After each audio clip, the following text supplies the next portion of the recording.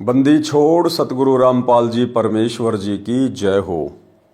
परम पिता परमात्मा सारी सृष्टि के रचनहार कुल मालिक असंख्य ब्रह्मांडों के स्वामी जगत गुरु तीनों लोकों में प्रवेश करके सबका भरण पोषण करने वाले राजाधिराज आत्माधार नाथों के नाथ देवों के देव महादेव सर्वेश्वर महेश्वर मृत्युंजय अजरो अमर आदि अनादि सनातनी प्रभु जगत पिता जगदीश्वर श्री श्री 1008 की उपाधि के वास्तविक अधिकारी अकाल मूर्त शब्द स्वरूपी राम वासुदेव सर्वगतम ब्रह्म परम पूज्य प्रथम पूज्य परम संत परम पुरुष परम धनी परम दयालु सत्य कबीर हक्का कबीर अल्लाहु कबीर अल्लाहु अकबर बाखबर अल्लाह ताला जगत के तारणहार जगत के मुक्तिदाता जगत के जगन्नाथ हारे के सहारे हिंदुओं के राम मुसलमानों के अल्लाह सिखों के वाहिगुरु ईसाइयों के मसीह दया के सागर दयानिधि करुणा के सागर करुणानिधि स्वयंभू परिभू संकट मोचन कष्ट हरण मंगल करण दुख भंजन अविगत कबीर निर्विकार निर्विषम परमात्मा अलय अलेख सतगुरु आदि अनादि सतगुरु असली मर्यादा पुरुषोत्तम असली राम असली कृष्ण असली घनश्याम असली मुरारी राजाओं के राजा महाराजाओं के महाराजा शहनशाहों के शहनशाह सम्राटों के सम्राट भगवानों के भगवान अल्लाहों के अल्लाह प्रभुओं के प्रभु मसीहों के मसीह सच्चे वाहे गुरु बाबाओं के बाबा पीरों के पीर सेठों के सेठ जगत सेठ सावड़सा सेठ सर्वगुण संपन्न अनंत कोटि कलाओं के स्वामी अनंत कोटि ब्रह्मांडों के नायक योगियों में महायोगी ध्यानियों में महाध्यानी सिद्धों में परम सिद्ध ज्ञानियों में तत्व ज्ञानी ब्रह्म ज्ञानी महाज्ञानी परम ज्ञानी सर्वश्रेष्ठ ज्ञानी विज्ञानी युवा कबीर समर्थ कबीर असमवात अमित ओजा सच्चे रहनुमा करीम अल्लाह सुभान अल्लाह दुनिया के अंतिम पैगंबर 8 सितंबर 1951 से गांव धनाना जिला सोनीपत हरियाणा भारतवर्ष की पावन भूमि पे प्रकट रियल कल की भगवान श्री नारायण साकार हरि श्री बाबा साहेब शब्द स्वरूपी राम संत श्रोमणी सतगुरु रामपाल जी परमेश्वर जी के चरण कमल में साध संगति से जुड़े हुए देश विदेश से आप और हम सभी सत्सेवक भाई बहनों का अनंत कोटि दंडवत प्रणाम। सत्साई भाई और बहनों, दया पूज्य गुरुदेव भगवान की सतगुरु रामपाल जी परमेश्वर जी की जिनके विशेष आशीर्वाद से शुभ आशीर्वाद से आप और हम सभी साध संगति से जुड़े हुए सत्सेवक भाई बहन अपनी आत्मा के कल्याण हेतु गुरुदेव के परम तत्व ज्ञान को आधार बनाकर मोक्ष प्राप्ति के लिए निरंतर भक्ति मार्ग पर आगे की ओर बढ़ रहे हैं। भाई और बहनों, पूज्य गुरुदेव जी के कर कमल से लिखित पवित्र पुस्तक मुक्ति बोध के ऊपर वीडियो बनाने की श्रृंखला जारी है। इसी श्रृंखला में आज हमारा ये 25वें नंबर का वीडियो है। प्रत्येक वीडियो में गुरुदेव भगवान के आशीर्वाद से हमें भक्ति मार्ग से संबंधित बहुत सारी बातें जानने सुनने और समझने को मिलती हैं, जिनको देखने के बाद समझने के बाद आप और हमारा विश्वास भक्ति मार्ग पर पहले से कहीं ज़्यादा दृढ़ होता है। आज के वीडियो में गुरुदेव भगवान ने जब वे 650 साल पहले कबीर नाम से प्रकट हुए थे काशी में, उस समय परमेश्वर जी के 64 लाख शिष्य हुए थे और कुछ समय उपरांत परमेश्वर ने उन सब की परीक्षा लेनी चाहिए, क्योंकि ये नियम है, चाहे सांसारिक जीवन हो चाहे आध्यात्मिक जीवन हो, गुरु अपने शिष्यों की परीक्षा लेता है उनकी छटनी करने के लिए। तो काफ़ी संख्या में गुरुदेव भगवान के शिष्य हो चुके थे और बहुत सारी ऐसी बातें ऐसी त्रुटियां निकल कर हम भक्तों के सामने आ रही थी, जिसके चलते परमात्मा ने हमारी परीक्षा लेना उचित समझा और उस परीक्षा में हम 64 के 64 लाख भगत फेल हो गए, क्योंकि हम गुरु को परमात्मा नहीं मान पाए थे। गुरु को परमात्मा माने बिना हमारे अंदर भय उत्पन्न नहीं हो सकता और भय बिना भक्ति नहीं हो सकती। ठीक इसी प्रकार भाई और बहनों, वर्तमान में पूज्य गुरुदेव जी ने लगभग 20 वर्ष तक दिन रात एक करके अवर्णनीय संघर्ष करते हुए आप और हम आत्माओं तक ये सत्ज्ञान पहुंचाया। लेकिन गुरुदेव भगवान ने देखा कि इनकी हालत तो भक्ति मार्ग पर वैसी ही है जैसी 650 साल पहले थी। आ रहे हैं, खा रहे हैं, पी रहे हैं, वापस अपने घर जा रहे हैं, ये आज भी अपने गुरु को परमात्मा नहीं मान पा रहे हैं। गुरु की तो मजबूरी थी स्वयं को परमात्मा ना कहने के पीछे की। यदि गुरुदेव भगवान जिन्होंने सन 1994 से अपने यथार्थ 13वें कबीर पंथ की शुरुआत की, यदि उस समय से सतगुरु रामपाल जी परमेश्वर स्वयं को कबीर कहने लग जाते, कोई भी आत्मा इनके ज्ञान को स्वीकार नहीं करती। उल्टा तरह तरह के दोष अपने गुरु में देखने लग जाती कि ये काहे का कबीर है, हमारी आंखों के सामने जन्म लिया है, गांव धनाने का रहने वाला जाट जाति का रामपाल है और अपने आप को परमात्मा कहता है, कबीर कहता है। भाई और बहनों, हम उल्टा परमात्मा में दोष देखने के चलते उनके दोषी बनते। इसलिए परमेश्वर ने स्वयं कबीर भगवान होते हुए भी अपने आप को छुपाया ताकि हम आत्माएं उनके तत्व ज्ञान को सुन सकें, उनकी शरण ग्रहण कर सकें। लेकिन 20 वर्ष के बाद भी परमेश्वर ने देखा कि इनकी हालत तो वही 650 साल पहले वाली है। आज भी ये मुझे कबीर परमात्मा ना मानकर उस दाढ़ी मूछ वाली हाथ से बनाई हुई कबीर जी की समझे जाने वाली नकली मुर्दा फोटो को ही कबीर भगवान मान रहे हैं। और अगर ये सिलसिला इसी प्रकार से चलता रहा तो ये आत्माएं इस कलयुग की पिछली पीढ़ी में भी मोक्ष से वंचित रह जाएंगी। इसलिए परमेश्वर जी ने हमारी परीक्षा ली और दूसरी तरफ काल प्रेरित आत्माएं गुरुदेव भगवान के आसपास बहुत ज्यादा संख्या में इकट्ठी हो चुकी थी, जिन्हें हम मैनेजमेंट के नाम से जानते हैं, गुरुदेव के बेटा बेटी भाई बंधु रिश्तेदारों के नाम से जानते हैं, बड़े बड़े सेवादारों के नाम से जानते हैं। ये लोग भी आश्रम में हद से ज्यादा अपना मनमाना आचरण करने लग गए थे। इसलिए काल का दाव लग गया, क्योंकि परमात्मा का वचन है कि जब तक हंसा हमरी आना, काल लगे ना तेरा बाना। लेकिन गुरु की मर्यादा में ना रहने के चलते और मर्यादा टूटने के कारण काल का दाव लग गया और काल ने उन आत्माओं को निमित्त बनाकर, उन आत्माओं को प्रेरित करके उनके अंदर मान बढ़ाई और अहंकार भर के बरवाला कांड जैसी घटना को जन्म दिलवा दिया। और परमेश्वर जानबूझकर मूक दर्शक बने रहे कि चलो अच्छा हुआ, इस बहाने कम से कम छटनी तो हो जाएगी, मेरे हीरे कौन हैं और पत्थर कौन है इनकी परख तो हो जाएगी। इसलिए पूज्य गुरुदेव भगवान भी चुपचाप रहे। तो भाई और बहनों, ये जो वर्तमान का समय है, जिस समय में हम जी रहे हैं, ये कोई सामान्य समय नहीं है। ये समय हम भक्तों का भविष्य निर्धारित करेगा। सन 2014 बरवाला कांड के बाद से हम भक्तों की परीक्षा चल रही है और इस परीक्षा में कौन भगत किस प्रकार से ज्ञान को आधार बना के भक्ति करता है और कौन भगत 650 साल पहले की तरह देखा देखी में अपने भविष्य को अंधकार में लेके जाता है। तो भाई और बहनों, इस परीक्षा का रिजल्ट तो आएगा तब आएगा, लेकिन 650 साल पहले परमात्मा ने परीक्षा ली, फिर क्या उसका रिजल्ट आया वो गुरुदेव भगवान ने अपने कर कमल से इस पवित्र पुस्तक मुक्ति बोध में लिखा है कि किस प्रकार से उन्होंने अपने 64 लाख भक्तों की परीक्षा ली। आज हमने इस वीडियो को देखकर शिक्षा लेनी है, क्योंकि ये कथाएं तो पूज्य गुरुदेव भगवान ने हमें सैकड़ों बार सुना रखी हैं, अपने सत्संगों में, पुस्तकों में भी लिखी हुई है। लेकिन अब ये रिवीजन का समय है, क्योंकि हम युग परिवर्तन के दौर से गुजर रहे हैं, हम परीक्षा के दौर से गुजर रहे हैं और हमने इन पुस्तकों को पढ़कर, गुरुदेव के सत्संगों में इन कथाओं को सुनकर हमने शिक्षा लेनी है और हमने वही गलती नहीं दोहरानी है जिस गलती के कारण 650 साल से आप और हम सभी भगत भाई बहन बारंबार जन्म लेते हुए माँ के गर्भ में नरक कुंड को भोगते हुए आ रहे हैं। तो क्या थी वो घटना, किस प्रकार से परमात्मा ने अपनी आत्माओं की परीक्षा ली? सबसे पहले गुरुदेव भगवान ने आदरणीय गरीबदास जी महाराज जी के सदग्रंथ साहिब से कुछ वाणियां लिखी हैं। पहले हम इन वाणियों को पढ़ेंगे, फिर गुरुदेव ने इन वाणियों का सरलार्थ किया है। फिर गणिका के संग चले सीसी भरी शराब, गरीबदास उस पूरी में जुल्हा भया खराब। परमात्मा ने क्या किया हम भक्तों की परीक्षा लेने के लिए? एक काशी नगर की प्रसिद्ध वैश्या थी गणिका।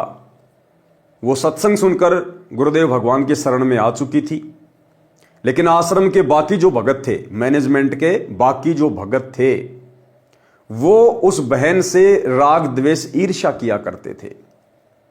राग तो नहीं किया करते थे, राग का मतलब तो विशेष प्यार होता है, वे द्वेष किया करते थे, द्वेष। और वो बहन बड़ी दुखी होती थी कि बड़ी मुश्किल से तो मुझे गुरुदेव भगवान ने नरक कुंड से निकाला है, मैं ऐसा घटिया कर्म किया करती थी परमात्मा के दरबार में जिसकी माफ़ी नहीं है। परमात्मा ने मेरे ऊपर दया बख्शी, उस कुकर्म को छुड़वाया, अपनी शरण में लिया। अब वो बहन सत्संग में आए बिना रह नहीं सकती थी, क्योंकि जिस आत्मा को अपने पाप कर्म आंखों के सामने दिखाई पड़ते हैं वो बकवाद नहीं करती है, वो ज़्यादा से ज़्यादा भक्ति में मन लगाती है। लेकिन अन्य जो बकवादी भगत थे, जो आश्रम में रहा करते थे, जो मैनेजमेंट को संभाला करते थे, वो गुरु के अधिक नज़दीक रहने के चलते गुरु को समझ नहीं पाए। क्योंकि भाई और बहनों, ये कहावत है कि दीपक तले हमेशा अंधेरा रहता है, घर का जोगी जोगना, बाहर का जोगी सिद्ध। सैकड़ों हजारों किलोमीटर दूर बैठे हुए भाई बहन ज्ञान को आधार बनाकर इस भक्ति को समझ जाएंगे, गुरुदेव भगवान को समझ जाएंगे, लेकिन उनके चरणों में रहने वाले उनको नहीं जान पाएंगे, नहीं पहचान पाएंगे। तो पूरा का पूरा मैनेजमेंट धोखे में था, गुरु को केवल मानुष ही मानता था और अपना मन माना आचरण करता था, बार बार परमात्मा के समझाने के बाद भी। तो गणिका बहन ने रोते रोते परमात्मा से अर्ज की, प्रार्थना की कि परमेश्वर, अब मुझे धरती पर कहीं ठिकाना ही नहीं है। तो परमात्मा ने कारण जानना चाहा। बहन ने कारण बताया कि ऐसे ऐसे कुछ भगत भाई हैं जो मेरे साथ में बदसलूकी करते हैं, मुझे यहाँ आने के लिए मना करते हैं कि तेरे कारण से गुरुजी बदनाम हो रहे हैं, तेरे कारण से आश्रम बदनाम हो रहा है। परमात्मा ने इशारों में, सत्संगों में सार्वजनिक तौर पर सभी को संकेत किया कि भाई कुष्टी हो चाहे संत बंदगी कीजिए और हो वैश्या के विश्वास चरण चित दीजिए। अगर कोई भगत है, उपदेश ले लिया है या परमात्मा का सत्संग सुन रहा है, और यदि वो भयंकर बीमार है, उसको कोढ़ का रोग लगा हुआ है, कोढ़ से भयंकर रोग नहीं हो सकता, जिसमें पूरा शरीर बदबू मारता है, मक्खियां भिन भिनाती हैं, मवाद पड़ी होती है। परमात्मा ने कहा यदि कोई कोढ़ी है और वो परमात्मा चाहता है, सत्संग सुनता है, और चाहे कोई वैश्या भी क्यों ना हो, यदि वो उस कुकर्म को त्याग कर सत्संग में आ रही है, अपना आत्म कल्याण चाहती हैं, तो उनको भी विशेष सम्मान देना चाहिए, उनसे नफरत नहीं करनी चाहिए। उस गणिका को अपनी बहन की दृष्टि से देखना चाहिए, ना कि वैश्या की दृष्टि से। लेकिन भाई और बहनों, आप और हम गुरुदेव के संकेतों को नहीं समझ पाए, क्योंकि गुरुदेव के संकेतों को भी वही समझ सकता है जो गुरु को परमात्मा मानता है। शब्द सैन सतगुरु की पहचान है, पावे अटल सुहाग रे। नहीं माने, उसके बाद फिर परमात्मा ने एक दिन रविदास जी से हाथी किराए पर मंगवाया और उस गणिका बहन को, जो कि परमात्मा की बेटी बन चुकी थी, उपदेश ले चुकी थी, उसे कहा कि बेटी क्या तू मेरे साथ हाथी पर बैठेगी। उसने कहा कि परमात्मा, मैं आपकी बेटी हूं, जो आप आज्ञा दोगे दासी वही करेगी।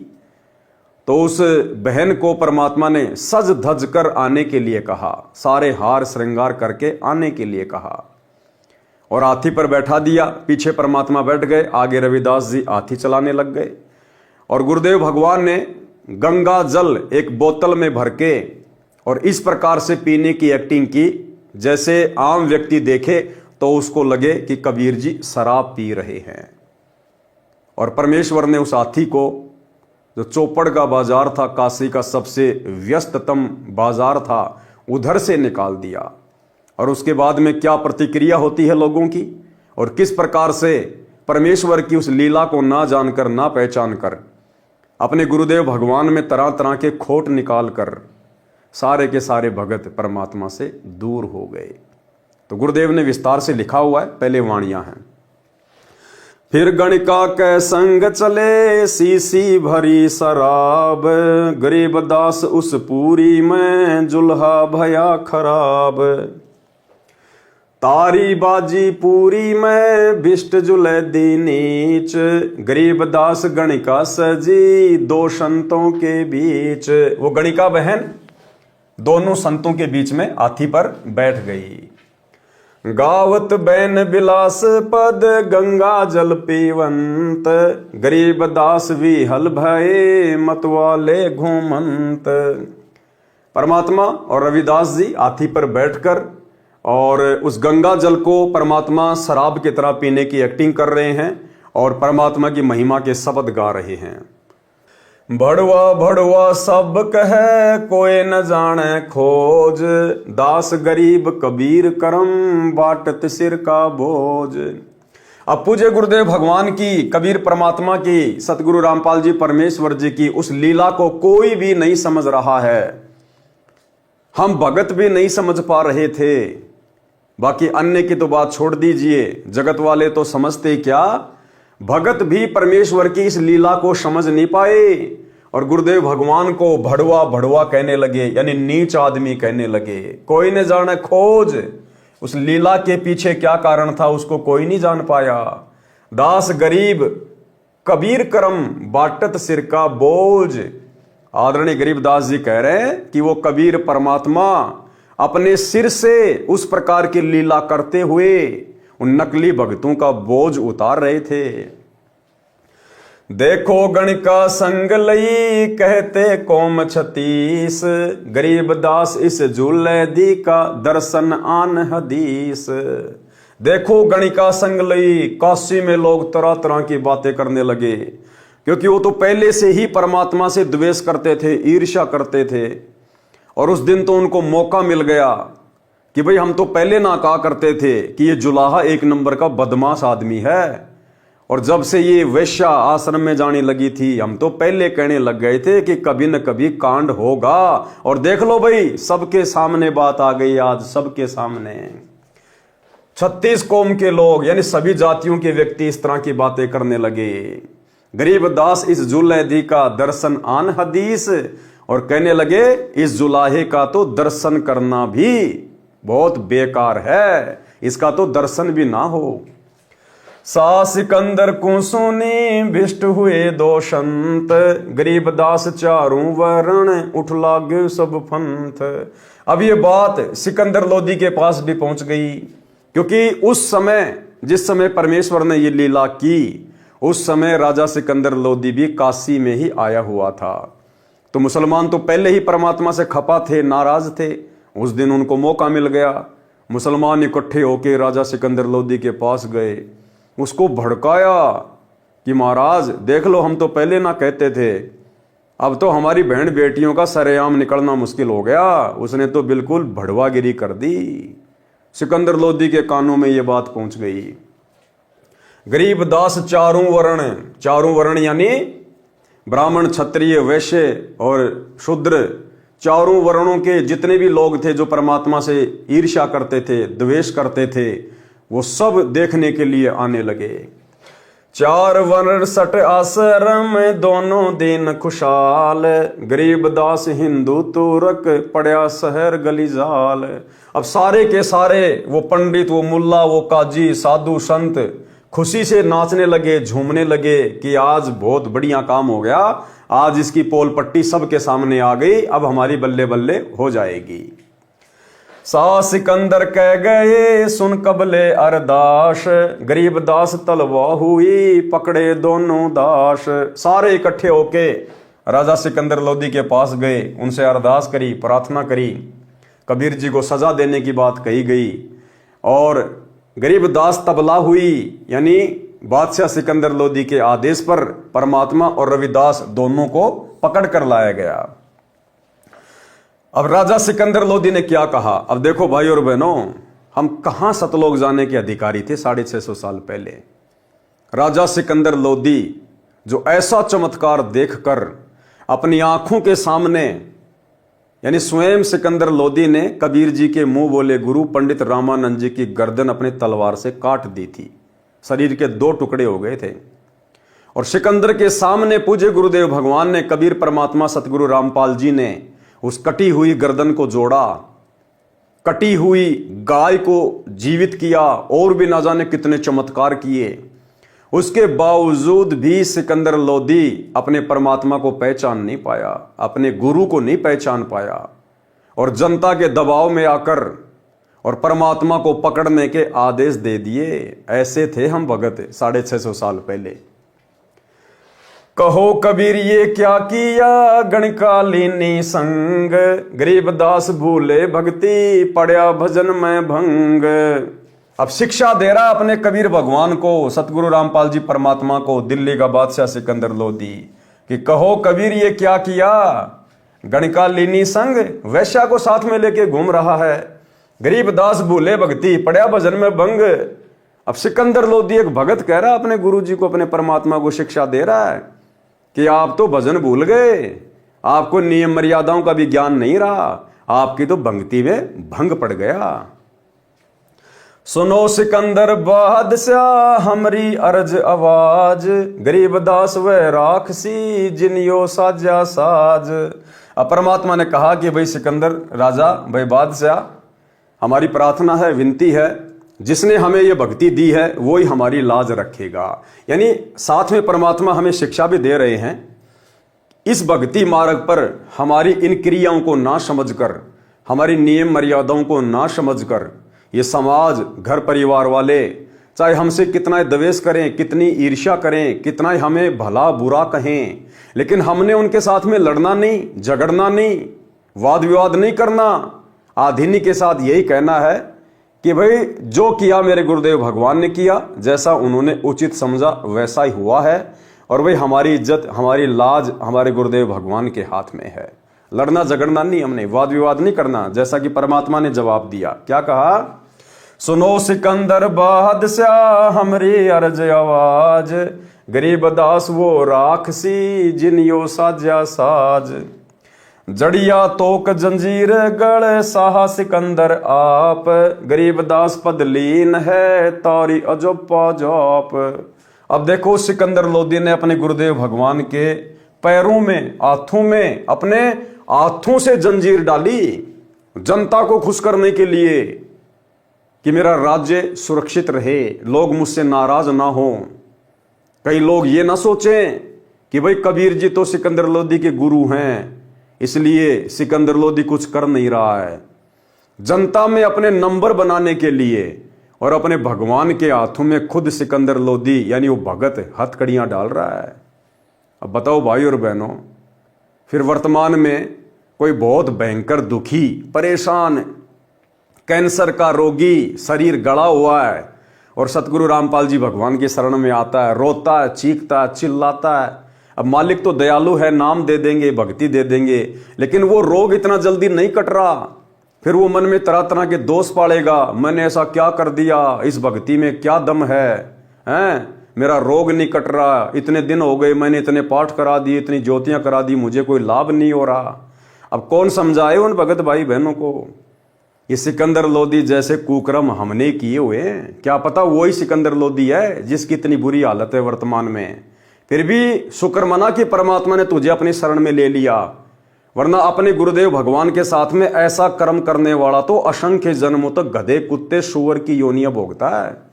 फिर भी परमात्मा ने मौका दे दिया, अपनी शरण में ले लिया। तो हम भगत भाई बहनों के ऊपर यदि भक्ति करते करते भी इस प्रकार की कोई आपत्ति आ रही है, तो भाई और बहनों, भक्ति और भगवान में दोष नहीं देखना, अपने अंदर दोष देखना है कि हम थे वो नीच 650 साल पहले काशी में, जो अपने भगवान को भड़वा भड़वा कह रहे थे। राजा सिकंदर लोदी के कहने पर हम उनके साथ में दुर्व्यवहार कर रहे थे, हमने उनको पत्थरों से मारा था, गंगा जी में डुबोने का प्रयास किया था, उनके हाथों में हथकड़ियां पहनाई थी, तोप से मार रहे थे, गोलियां चला रहे थे, तीर चला रहे थे। हम ही थे वो, कोई और नहीं था। लेकिन दयालु परमात्मा ने हमारी तमाम गलतियों को माफ करते हुए हमें फिर से अपनी शरण में लिया। तो भाई और बहनों, ये रोग आप और हमारी बदसलूकियों के हैं, बदतमीजियों के हैं, तो ये धीरे धीरे कटेंगे मेरे भाई, धीरे धीरे ही। जड़ियां तोक जंजीर गढ़ साहा सिकंदर आप, गरीबदास पद लीन है तारी अजप्पा जाप। अब परमात्मा तो अपनी भक्ति में लीन हो गए, अपने सतनाम के जाप के अंदर अपनी सुरती लगा ली, यानी आप और हमें शिक्षा दे रहे परमात्मा। इन्हें सतनाम का जाप करने की, सार नाम का जाप करने की, प्रथम नाम का जाप करने की, तीनों समय की आरती करने की, पांचों यज्ञ करने की, सत्संग सुनने की आवश्यकता नहीं है। इस खुराक की तो आप और हमें आवश्यकता है, क्योंकि रोगी हम हैं जन्म और मरण के। लेकिन ये भगवान हमारे साथ साथ भक्ति करके, भक्ति की खुराक खाके आप और हमें समझा रहा है। जैसे भाई और बहनों, छोटा बच्चा होता है, बीमार हो जाता है, माँ उसको दवा खिलाती है, तो कई बार क्या करता है कि बच्चा दवा नहीं खाता, नाटक करता है, उसको कड़वी लगती है, तो माँ क्या करेगी, एक दूसरी चम्मच उठाएगी, उसके ऊपर थोड़ा सा पानी डालेगी और वो चम्मच अपने मुंह में लेगी और कहेगी, देख बेटा मैंने भी पी ली, मीठी है मीठी, पी ले पी ले पी ले। वो बच्चा सोचता कि लो भाई मेरी माँ ने पी ली, अगर ये कड़वी होती तो मेरी माँ भी दुखी होती, इसका मतलब मीठी है, चलो मैं भी पी लेता हूं। और वो बच्चा अपने माँ के हाथ से चम्मच में रखी हुई उस दवा को पी लेता है। और मुंह में दवा जाने के बाद जब उसको कड़वी लगती है, फिर माँ कोई कम थोड़ी है, फिर ढंग से उसका यूं बीच देगी, यहां से यूं खोल देगी, उसका दांत वांत उसके वापस नहीं बीचने देगी, और ज्यादा नाटक करेगा तो फिर एक थप्पड़ भी मार देगी, और फिर वो चुपचाप पी लेता है और रोग से स्वस्थ हो जाता है। तो भाई और बहनों, गुरुदेव भगवान हमारी माँ है और ये बहुत सारे यत्न करके, प्रयत्न करके आप और हमें भक्ति की खुराक खिलाते हैं। हाथों जड़ी हथकड़ी, पग बेड़ी पैराए, गरीब दास बिच गंग में, तहां दीन्या छिटकाए। अब परमात्मा के हाथों में पैरों में हथकड़ियां डाल के, बेड़ियां डाल के, और गंगा जी के बीच में जाके उनको डुबोने के लिए छोड़ दिया। झड़ गए तोक जंजीर, सब लगे किनारे आए, गरीब दास देखे खलक, शोका जी बदशा। अब जैसे ही वो परमात्मा के जंजीरें बेड़ियां डाल के और गंगा जी के बीच में छोड़ के आए, उसी समय उन्होंने देखा कि अपने आप वो जंजीरें टूट गई, बेड़ियां टूट गई, और परमात्मा वापस किनारे की तरफ आ गए। और पूरी खलक, यानी जितनी भी भीड़ थी वहां पर, जितने भी लोग थे, सब देख रहे हैं, काजी और बादशाह भी देख रहा है। नीचे नीचे गंगा जल, ऊपर आसन थीर, गरीबदास बूढ़े नहीं, बैठे अधर कबीर। अब परमात्मा उस पानी के ऊपर ऐसे बैठे हैं, आसन पदम लगा के, जैसे कोई जमीन पे बैठा हो, और नीचे से गंगा जी बह रही है। गरीबदास बूढ़े नहीं, परमात्मा डूबे नहीं, बैठे अधर कबीर, जल के ऊपर बैठे हैं। यो अचरज कैसा भया, देखे दोनों दीन, गरीबदास का जी कहे, बांध दिया जल सीन। अब ये चमत्कार देख रहे हैं सभी, लेकिन उसके बावजूद भी अपने भगवान को समझ नहीं पाए, परमात्मा को। उल्टा ये कहने लगे कि कबीर जी ने जल को बांध दिया है, ये जंतर मंत्र जानता है इसलिए नहीं डूब रहा। गढ़ में फांसी डार कर, बांधो सिला सुधारी, गरीबदास यूं झूले दी, जब बूढ़े गंगधार। फिर क्या स्कीम बनाई कि भाई इसको वापस लेके आओ बेला फुसला के, और इसके गले में जंजीर डाल के भारा सा पत्थर बांधो, और फिर इसको पानी में छोड़ के आएंगे, फिर डूबेगा ये। सिला धरी जब नाव में, बांधी गड़े कबीर, गरीबदास फंद टूट के, ना डूबे जल नीर। उन्होंने वो कुकर्म भी कर लिया, उसके बावजूद भी परमात्मा नहीं डूबे। सिला चली शाह और को, देखत काशी ख्याल, गरीबदास कबीर का, आसन अदर हमाल। वो सिला, वो पत्थर की टुकड़ी जो परमात्मा के गले में बांधकर उनको डुबोने के लिए पानी के बीच में छोड़ा गया था, वो शिला राजा सिकंदर लोदी की ओर आने लगी, और ये तमाशा, ये ख्याल काशी के सभी लोग देखने लगे, और परमात्मा पानी के ऊपर आसन पदम लगा के बैठे हुए हैं। तीर बाण गोली चले, तोप रहक ल्यो सोर, गरीबदास उस झूले दी के गई, एक नहीं और।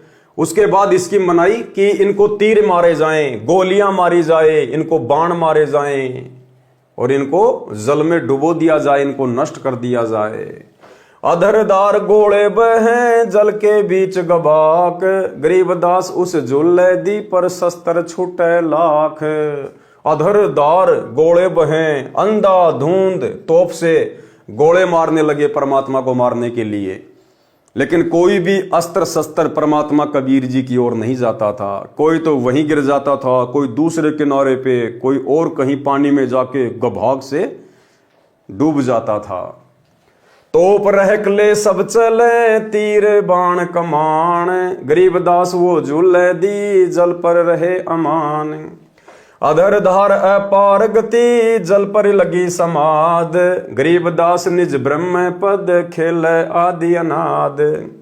जुल्म हुआ बूढ़े नहीं, शस्त्र लगे ना बाण, गरीबदास इब कौन गति, कैसे लीजे प्राण।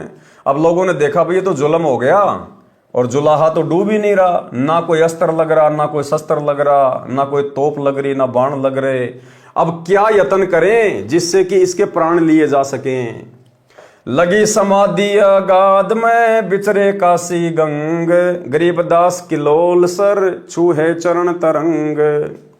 चार पहर गोले बगे, धमी मुल्क मैदान, गरीबदास पोखर सूखे, रहे कबीर अमान।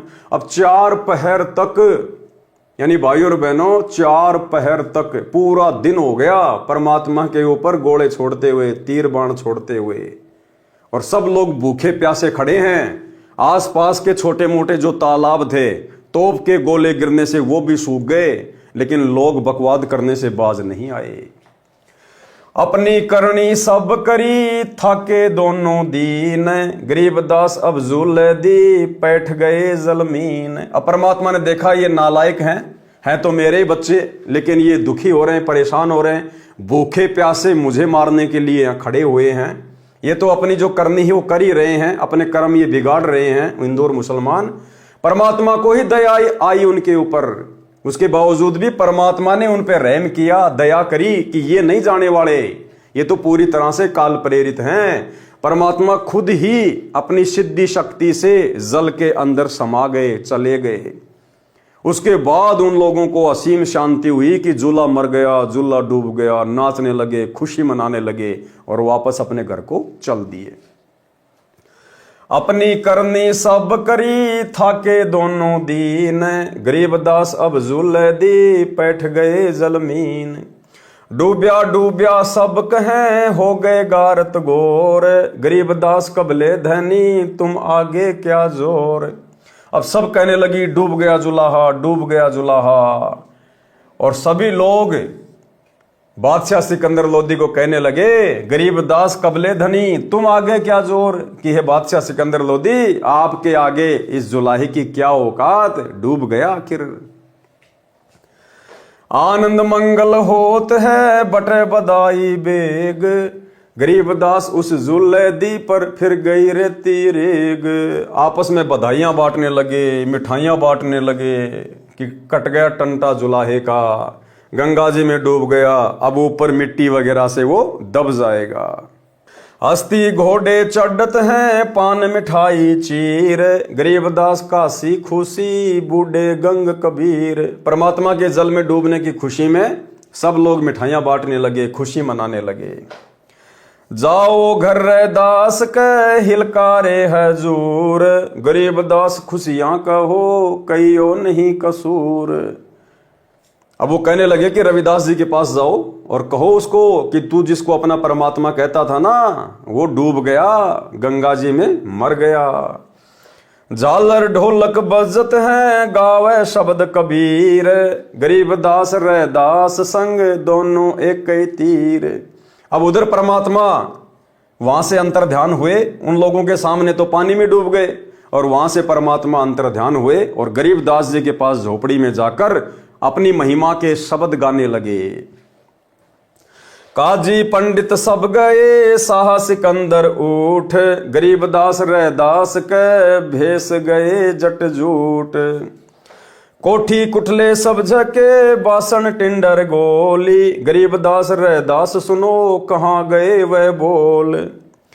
वे प्रगट पूर्ण पुरुष हैं, अविनाशी अलय अला, गरीबदास रैदास कहे, सुनो सिकंदर सा। अब किसने कहा जी वो तो रविदास जी के पास में झोपड़ी में बैठा हुआ है। जब वहां गए लोग रविदास जी को बताने के लिए कि तू जिसको परमात्मा परमात्मा कहता था वो तो गंगा में डूब गया, तो रविदास ने कहा कि कौन डूब गया? वो देखो वो बैठे परमात्मा शब्द गा रहे हैं, वो तो परमात्मा एक तारा लेके शब्द गा रहे। अब दौड़ के वापस गए, बोला वो तो नहीं डूबा नहीं डूबा, रविदास के पास बैठा है। तो फिर उधर सिकंदर लोदी, शेख तकी, मुसलमान इकट्ठे होके फिर आए और परमात्मा को ढूंढने लगे। वहां पर उनके गुद्दड़ वगैरह, उनके बासन यानी वो मटके वगैरह, बर्तन वगैरह सब फैला दिए, कहाँ है कहाँ है। तो रविदास जी ने कहा कि भैया तुम नहीं समझ पाओगे, वो खुद पूर्ण परमात्मा धरती पे प्रकट हैं, आप उनकी लीला को समझो, अपने कर्म मत फोड़ो।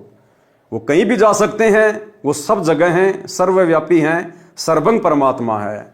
उसके बाद किसी ने कहा रे वो तो गंगा जी में बैठा है किनारे पे, गंगा जी पे बैठा है किनारे पे, फिर सारे गंगा जी की तरफ दौड़ लिए।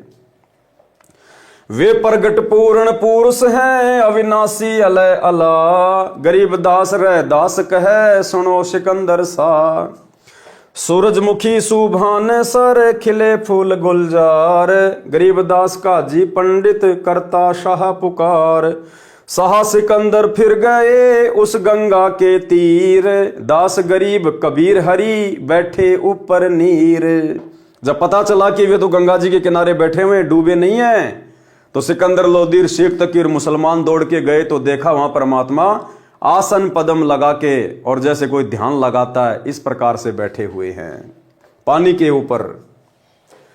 बैठ मला जिहाज में गए धार के बीच, गरीब दास हरि हरि करे, प्रेम फुहारे सींच। अब एक नाविक को, मलाह को नाव में बैठा कर परमात्मा के पास में भेजा गया कि उनको जाकर बैला फुसला के वापस लेके आओ, उनको फिर से डुबोएंगे।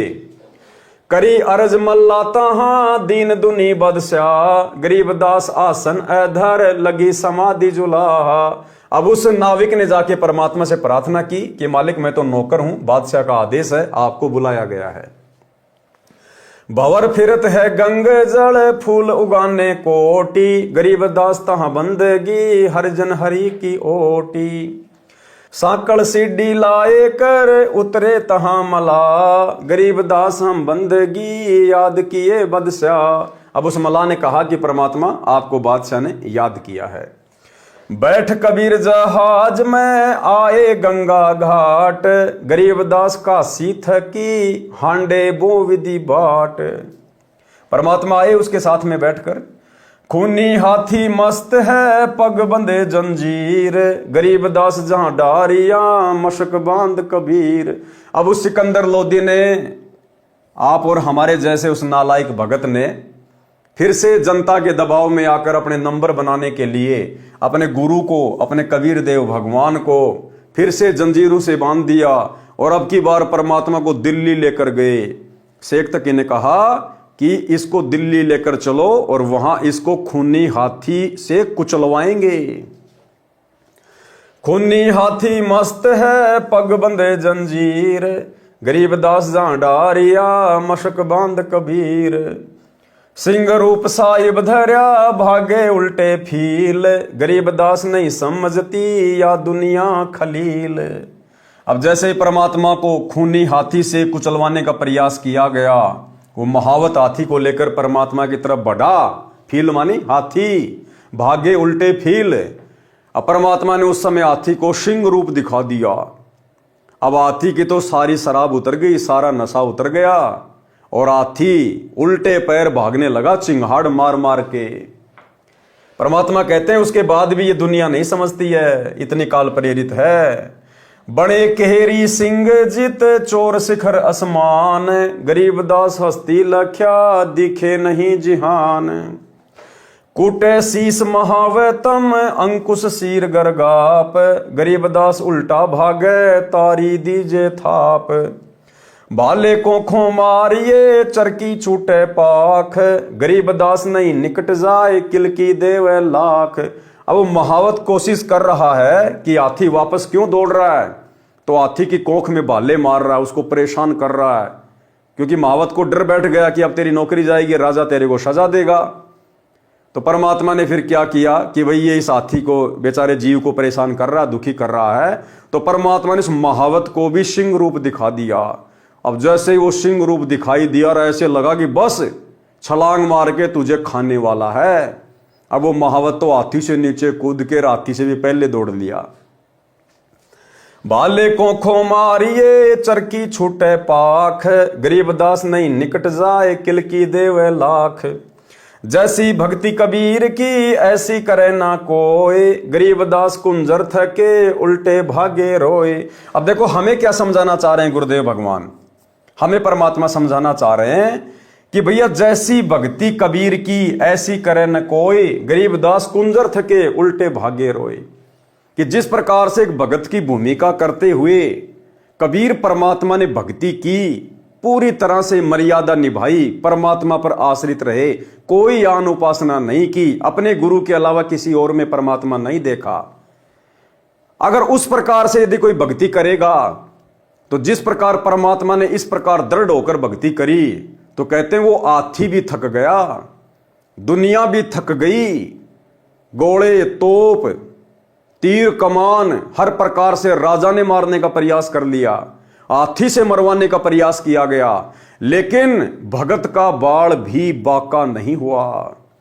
तो गुरुदेव हमें शिक्षा दे रहे हैं कि वर्तमान में आप लोगों ने इसी प्रकार से अपने गुरु को परमात्मा मानकर उनके ऊपर दृढ़ विश्वास करके और पूर्णतया मर्यादा में रह के भक्ति करनी है। फिर तुम्हारे ऊपर चाहे पूरे जहान की समस्याएं क्यों ना टूट पड़े, परमात्मा ऐसे मर्यादित सत दृढ़ भगत का बाण भी बाका नहीं होने देगा, आगे खड़ा मिलेगा परमात्मा। जैसी भक्ति कबीर की ऐसी करे न कोई, गरीबदास कुंजर थके उल्टे भागे रोए।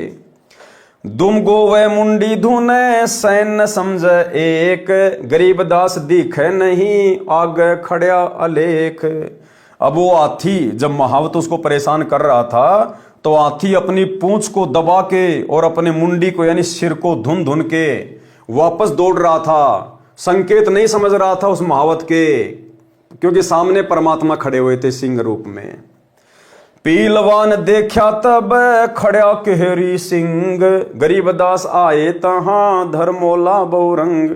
अब इतने में परमात्मा ने, सतगुरु रामपाल जी परमात्मा ने उसी समय उस महावत को भी सिंह रूप दिखा दिया, शेर का रूप दिखा दिया।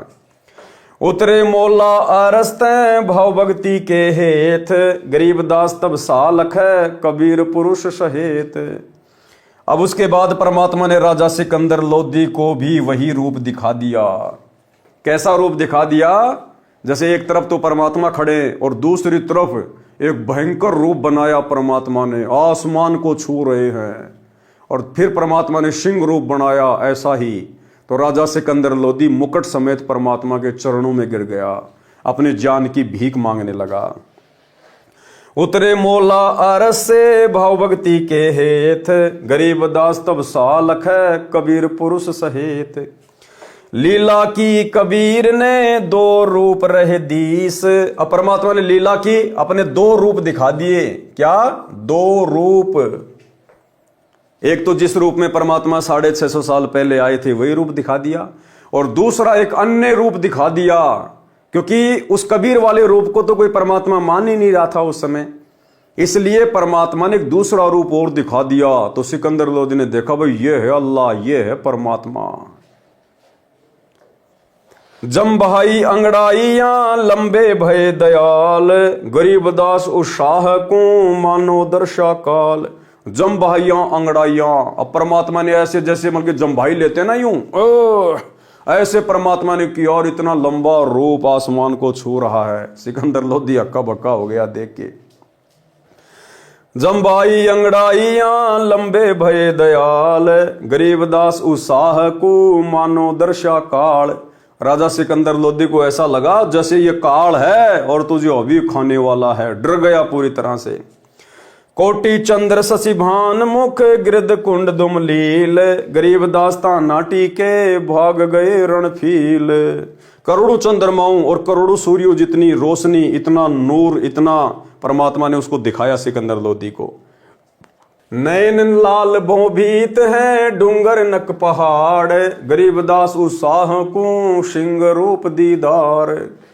मस्तक शिखर स्वर्ग लग दीर्घ दे बिलंद, गरीबदास हरि उतरे काटण यम के फंद।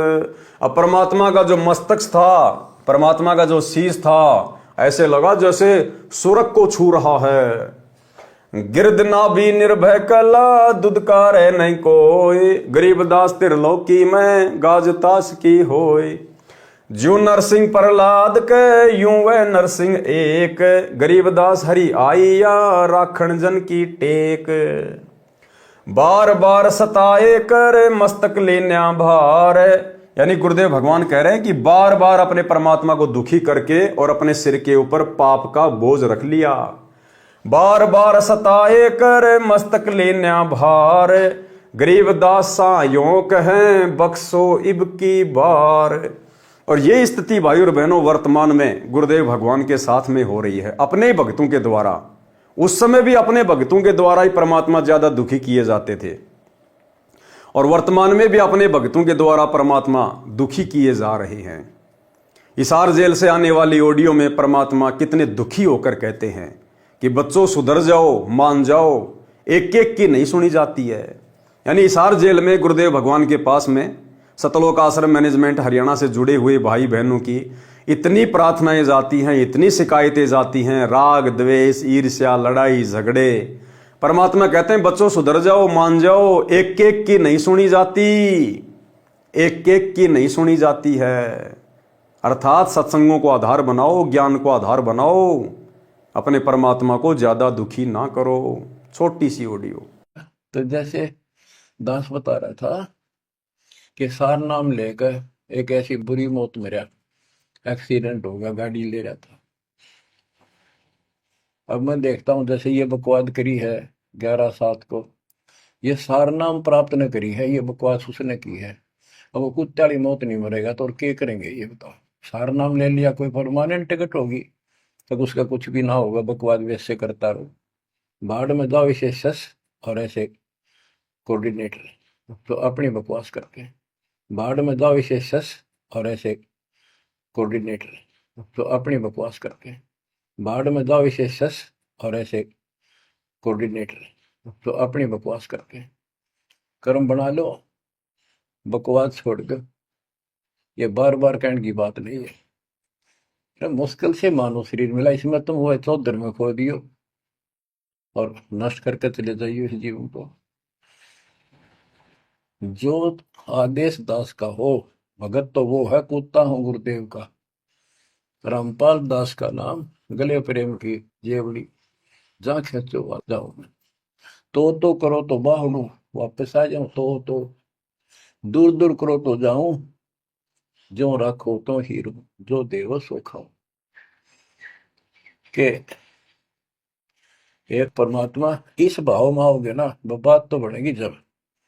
वैसे ठीक है दिशा करोगे मालिक रखा को नहीं, ठीक वो मर गए, भक्ति कर रहे थे, हुआ तो उन्हें मिलेगी, और अगले जन्म में हो सके कि राजा महाराजा बन जाए, फिर कर्म फोड़ के फिर कुत्ते बन जाएंगे।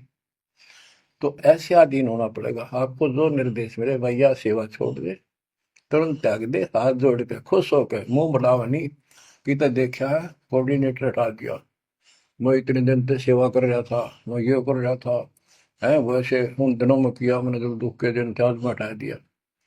तो के राजा था तो के मंत्री लाग रहा था, भले आदमी, सेवा थी मजदूरी थी, मालिक ने दी, मालिक ने ले ली। खुश होना चाहिए हाथ जोड़ के, भाई फेर दियो चांस, गुरु जी ने कहियो फिर मौका दे, कोई गलती हो तो सुधारूंगा सुधारूंगी। ये तो है साधु के लक्षण। और बकवाद करके मुंह चढ़ाकर बैठे के किसका के बिगाड़ेगा, कल मरेगा कुत्ते वाली मौत से, रहसे की सीट के मारेगा काल। बच्चों अपने ऊपर रहम ना करते, दास पकड़ लो। मेरा संघर्ष देखो, 27-28 साल हो गए दास में, 1994 से आज तक हिसाब ला लो। और इसलिए कि आप घोर नरक में पड़े हो, इसको सुख मानने बैठे हो। और ये सुख है कितनी समय का पता है आपको? या सांस बेरा ना, इस सांस का आवण हो ना हो। ऐसे गंदे लोग में माचे माचे करो हो, अहंकार में सड़ रहे हो। यू काल अफारा कर रखा काल ने, तो हवा पर रखी है, फिर एकदम पाट देगा टायर सा तुम्हारा। आँख खोलो, आखिर तुझको कौन कहेगा, गुरु बिन आत्म ज्ञान, मन ने की कर ले, दो दिन काम है मान, मन ने की। ये कबीर साहब रो रो कर गाया करते, खड़े होके तो चौराहे पर, आंखों में आंसू होती थी उनके। ये गाना नहीं था, ये विलाप था। विलाप दास गाता नहीं, आत्मा से रोता है, ऊपर से गा रहा।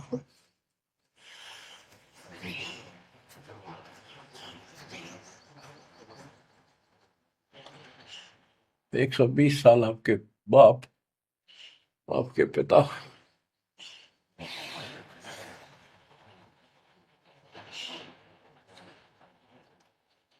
एक झोपड़ी में रहे, गर्मी सर्दी बारिश हो रही, हमारे लिए पड़े रहे, क्योंकि वो आते हमारे को सद्बुद्धि देने के लिए, पर हमारे ऊपर काल का प्रभाव जबरदस्त है। उस काल के प्रेशर को इस आत्मा के ज्ञानता को हटाने के लिए ये सत्संग माध्यम है। भक्ति खूब कर ली, मर्यादा भंग होती रही तो खाक भक्ति साथ पंचर हो रहा है, हवा भरे जाओ उधर से फुर होती रहेगी। पहले मर्यादित हो जाओ, पंचर ला लो सारे, और फिर अपनी थोड़ी हवा आराम से भरो और देखना सारा काम ठीक हो जाएगा। बच्चों, आखिर तुझको कौन कहेगा गुरु बिना तो ज्ञान। तो भाई और बहनों, स्थिति आज भी परमात्मा के सामने वैसी की वैसी है। ये तो दया करी गुरुदेव भगवान ने, ये समय परमात्मा ने मोक्ष का निर्धारित किया हुआ है। परमेश्वर ने अपनी कुछ आत्माओं को सतलोक के लिए तैयार करना था, इसलिए परमेश्वर ने अपने लाखों की संगत में से 2014 बरवाला कांड के बाद छटनी करते हुए और अपनी विशेष आत्माओं को सात संगति से जोड़ दिया है।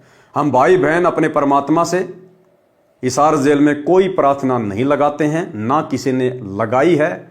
हम भक्ति करते हैं और केवल भक्ति की प्रार्थना अपने गुरुदेव से अपने घर पे करते हैं।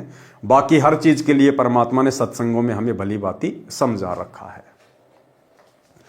बार बार सताए कर मस्तक लेना भार, गरीब दासायों कहें बख्शो इब की बार। अब सिकंदर लोधी बोला, हे भगवान मुझे अब की बार माफ कर दो, दोबारा ऐसी गलती नहीं करूंगा। तहां सिंह ल्यो लीन हुआ परचा इब की बार, गरीब दासायों कहें अल्लाह दिया दीदार। सुन काशी के पंडितों काजी मुल्ला पीर, गरीबदास इसके चरण ल्यो अले अले कबीर। अब राजा सिकंदर लोधी उन मुल्ला काजियों को और पंडितों को कहने लगे, भैया क्यों मुझे मरवाते हो बार बार, ये तो अल्लाह है, परमात्मा है, इनके चरण लो। लेकिन वो कैसे चरण ले, क्योंकि वो रूप तो केवल सिकंदर लोधी को दिखाई दे रहा था, बाकी लोगों को नहीं दिखाई दे रहा था। बाकी लोग तो यही सोच रहे थे कि भाई ये तो काफिर के चक्कर में आ गया, इस कबीर के चक्कर में आ गया बादशाह। उल्टा लोग, वो काजी मुल्ला पंडित राजा सिकंदर लोधी से नाराज होके चले गए, भाग गए। यो कबीर अल्लाह है उतरे काशी धाम, गरीबदास शाहयों कहें जगर मुए बेकाम। अब सिकंदर लोधी ने कहा कि भैया तो खुद अल्लाह आए हुए हैं, परमात्मा हमारे काशी में, और हम तो फालतू में इनके साथ में लड़ाई झगड़ा करके अपना काम बिगाड़ रहे हैं। काजी पंडित रूठियां हम त्याग्या यो देश, गरीबदास सट दल कह जादू सिहर हमेश। अब वो काजी मुल्ला राजा सिकंदर लोधी से नाराज होके कहने लगे कि हम तेरे शहर को छोड़कर कहीं और जाएंगे, तू तो इसका पक्का चेला बन गया, तेरे ऊपर तो इसका जादू छा गया। इन जादू जंतर किया हस्ती दिया भगाए, कि इस कबीर ने तो जादू जंतर करके हाथी को भगा दिया। गरीबदास इतना रहे हैं काशी बिडरी जाए। सारे लोग नाराज हो गए सिकंदर से। काशी बिडरी चहो दिशा थाम्बन हारा एक, गरीबदास कैसे थमे बिडरे बहुत अनेक। क्यों बिडरी गडरी दूनी कथा कबीर समूल, गरीबदास उस वृक्ष के अनंत कोटि रंग फूल। बिडरे भेष विवेक तज छोड़ गए सब सोंज, गरीबदास दिल्ली आगरे कोई दर गए सी रोज। कोई अयोध्या को चले कोई वृंदावन सेव, गरीबदास सुरती तकी कोई रामेश्वर देव। पारक के अंक की वाणी नंबर 726 से 792 का सरलार्थ। शिष्यों की परीक्षा। बंदी छोड़ कबीर परमेश्वर जी द्वारा अनेकों अनहोनी लीलाएं करने से प्रभावित होकर 64 लाख शिष्य बने थे। परमेश्वर तो भूत भविष्य तथा वर्तमान की सब जानते हैं। उनको पता था कि ये सब चमत्कार देखकर तथा इनको मेरे आशीर्वाद से हुए भौतिक लाभों के कारण मेरी जय जयकार कर रहे हैं। गुरुदेव सतगुरु रामपाल जी परमेश्वर जी को भी पता था 2014 बरवाला कांड से पहले कि ये जितने भी लोग आ रहे हैं, जो मेरे साथ में मुख्य लोग रहते हैं, मेरा परिवार है, मेरे रिश्तेदार हैं, ये कोऑर्डिनेटर हैं, ये केवल इनको प्राप्त लाभ के आधार पर मेरी जय जयकार कर रहे हैं। ये ज्ञान को आधार बनाकर मुझे परमात्मा मानकर जय जयकार नहीं कर रहे। ये मुझे परमात्मा समझकर मेरे साथ में नहीं जुड़े हुए हैं। ये अपने आत्म कल्याण की दृष्टि से नहीं जुड़े हुए हैं। इनको सौ लाभ दिए हैं इस भक्ति पर लगाने के कारण। केवल उन फायदों को देखकर ये मेरी जय जयकार कर रहे हैं और मेरे से जुड़े हुए हैं। ये ज्ञान आधार से बिल्कुल भी नहीं है। इनको मेरे आशीर्वाद से हुए भौतिक लाभों के कारण मेरी जय जयकार कर रहे हैं। इनको मुझ पर विश्वास नहीं है कि मैं परमात्मा हूं। और वास्तव में भाई और बहनों, यदि संगत को, गुरुदेव भगवान के परिवार को, सतलोक आश्रम मैनेजमेंट हरियाणा को यदि विश्वास होता कि हमारे गुरुजी परमात्मा हैं, सतगुरु रामपाल जी खुद ही कबीर देव हैं, तो वो दाढ़ी मूंछ वाली कागज की समझे जाने वाली कबीर जी की नकली फोटो आज उनके घर में नहीं होनी चाहिए थी। इनको मुझ पर विश्वास नहीं है कि मैं परमात्मा हूं, परंतु देखा देखी कहते अवश्य हैं कि कबीर जी हमारे सदगुरु जी तो स्वयं परमात्मा आए हैं। ठीक इसी प्रकार सत्सेवक भाई बहनों को छोड़कर आज 90% सतलोक आश्रमों से जुड़ी हुई संगत का भी यही हाल है। अपने गुरु जी को तो कहते हैं परमात्मा परमात्मा, लेकिन परमात्मा मानते नहीं हैं। सिर्फ जुबान से अपने गुरु को भगवान कहते हैं, परमात्मा कहते हैं। और जब जून का महीना आता है तो उस दाढ़ी मूंछ वाली कबीर जी की समझे जाने वाली नकली मुर्दा फोटो का कबीर प्रकट दिवस मनाकर ये साबित कर देते हैं कि आज इस कलयुग की बिचली पीढ़ी में और 30 वर्ष से इतना ज्ञान देने के बाद भी हम केवल अपने गुरुजी को मानुष ही मानते हैं और भगवान तो हम उस दाढ़ी मूंछ वाली कबीर जी की मुर्दा फोटो को ही मानते हैं। इनको मुझ पर विश्वास नहीं है कि मैं परमात्मा हूं, परंतु देखा देखी कहते अवश्य हैं कि कबीर जी हमारे सदगुरु जी तो स्वयं परमात्मा आए हैं। अपने लाभ भी बताते हैं, जैसे आजकल भाई बहन कितने इंटरव्यू दे रहे हैं और लास्ट में कहते हैं सतगुरु रामपाल जी खुद ही परमात्मा आए हैं, इनकी शरण में आ जाओ, लेकिन मानता कोई नहीं कि सतगुरु रामपाल जी परमात्मा है।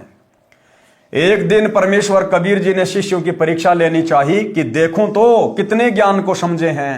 ठीक इसी प्रकार सतगुरु रामपाल जी परमेश्वर जी ने सन 2014 बरवाला कांड से पहले देखा देखी में चल रही संगत को देखने के लिए, उनकी परख करने के लिए कि देखो तो सही कितने मेरे भगत हैं, कितने भक्ति पे दृढ़ हैं, कितने ज्ञान को आधार बनाकर गुरु को भगवान मानकर भक्ति कर रहे हैं।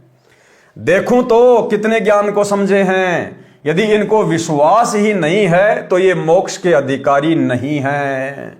यदि इनको विश्वास नहीं है कि हमारे गुरुजी खुद ही परमात्मा हैं, कबीर जी हैं, और अपने गुरु को कबीर समझकर जब तक कबीर जैसा हम उनके साथ व्यवहार नहीं करेंगे तो भाई हम मोक्ष के अधिकारी नहीं हैं।